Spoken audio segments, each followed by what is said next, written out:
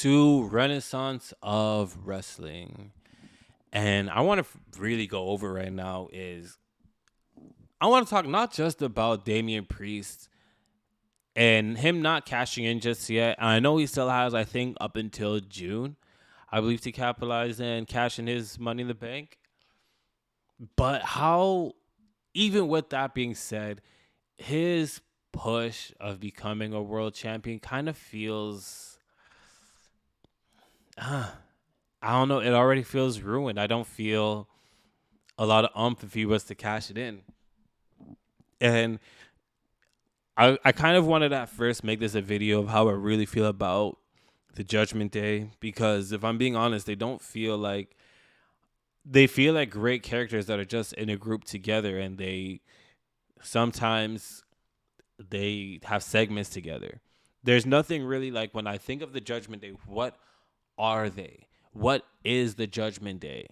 Not what are the group members, what is the Judgment Day as a stable? So, like, to give you an example, if you were to ask me, okay, what was D-Generation X? It was a group of rebels who just wanted to cause havoc. What was NWO? It was a bunch of rejects from another company that came over and wanted to wreak havoc. What was the Evolution? It was the evolution of wrestling, the past, present, and future. I would not know how to describe Judgment Day. Yeah, they're like supposed to be a spooky group. What have they done that's spooky? They're a group of badasses. What have they done that's badass? I don't fully get it in that regards. The group is doing great. Like, the group members are great. I love Dominic Mysterio is one of my favorite characters right now. The dynamic between him and Rhea. Rhea, to me, is one of the greatest things about wrestling right now. Finn Balor is cool. Damian is cool. But outside of that, I can't really say too much about Judgment Day. But pivoting from that, the point being here is Damian's not been made to feel like he's this main event guy that if he cashes in, it means something. It feels like they're just spinning the wheels with him right now. And when I think about him and the fact that the conversation really is, okay, like, is he going to cash in now? Is he going to cash in at this point? And I look at Damian as a character and I'm like, there's so much missed opportunities happening. He does look like he's a fearful force. He does look intimidating. He looks menacing. He kind of has this rock star vibe to him at the same time. He has this corset that he kind of wears to the ring, and it kind of reminds me of the Tupac corset in the California Love music video. That's it's based on Mad Max. It gives a lot of that vibe. So to see him not feeling like he's this menacing force, it feels like a missed opportunity. I would have really liked to have seen, and I get it. They're doing a whole thing. They were doing a whole thing about who's the real leader of the Judgment Day, and it felt very warranted because it felt respectfully Rhea deserves that title. But at the same time, you had Finn, who was just coming off of being a world champion. Like, not at that moment, but he was in that title picture for a very long time. And you have Damian Priest, who's coming up into that rank. So it was feeling like, okay, who do we say is the guy right now in that regards, right? But I still look at it and I'm like, Damian looks like a fierce person. If I was to compare Damian to someone of past, he gives almost a Kane-like energy. Not like, and more so in the sense of someone who feels like they could come in, dominate like just wreck shop and leave. And I've not felt this monster vibe off of Damian Priest, just off of how he's booked. And he could have been booked a lot better to feel that way.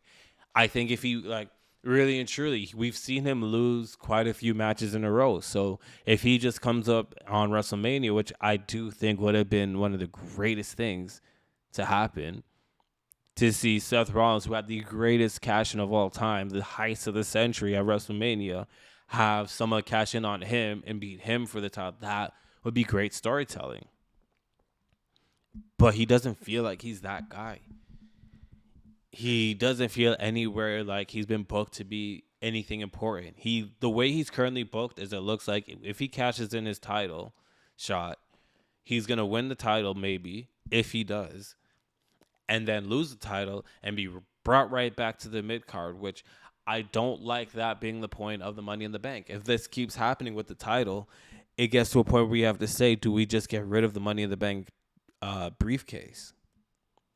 I really do think the best way of making the Money in the Bank briefcase mean something is keeping it something won by upper mid carders or title contenders who maybe have lost their opportunity to face or whatever it is, but have them get themselves back with the title that they rightfully want so bad with the Money in the Bank. Yes, at times you can take it and use it to bring someone who's a mid-carder up to that upper mid-card, main card status.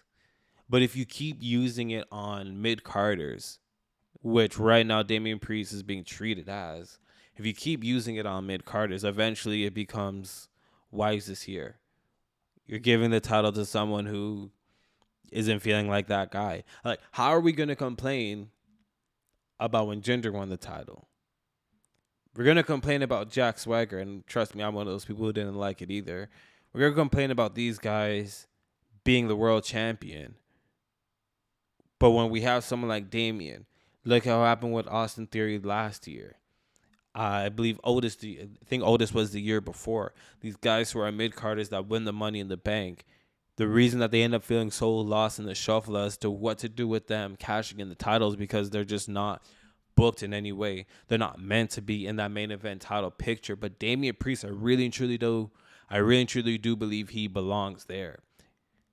Personally, if it was me and how I would have handled everything with him being there right now, is there's this opportunity from Royal Rumble onwards making him feel like he needs to clean up the Judgment Day's mess.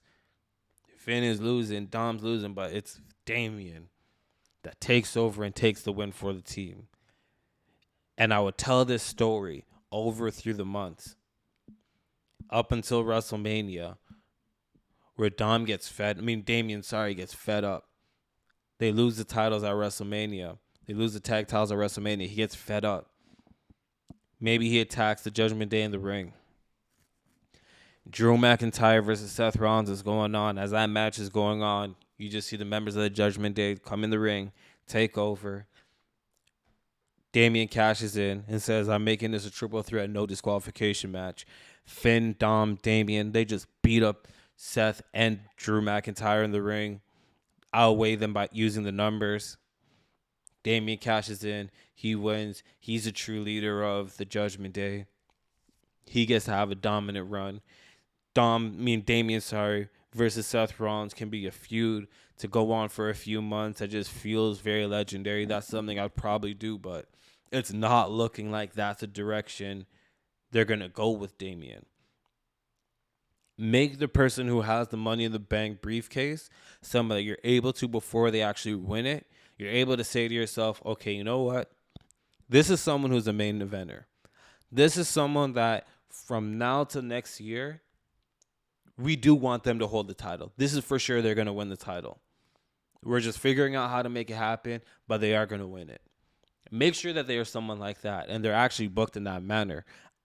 Tell me, please comment down below if you truly yourself believe that the way that Damian is booked, not what you see in the ring, not what you've seen of him in the independent scene, or what you truly believe in yourself, because I just said, I believe that he is a main event guy. But when you look at how he is booked right now, when you look at his pay-per-views in I'd honestly say the last year, and his pay-per-view record, do you see someone who is a face of the WWE? Someone who should be the main guy right now holding the World Championship? If you do, please comment below. If you disagree, comment below. If you like the video, like the video. Otherwise, also subscribe. Thank you for listening to Renaissance of Wrestling.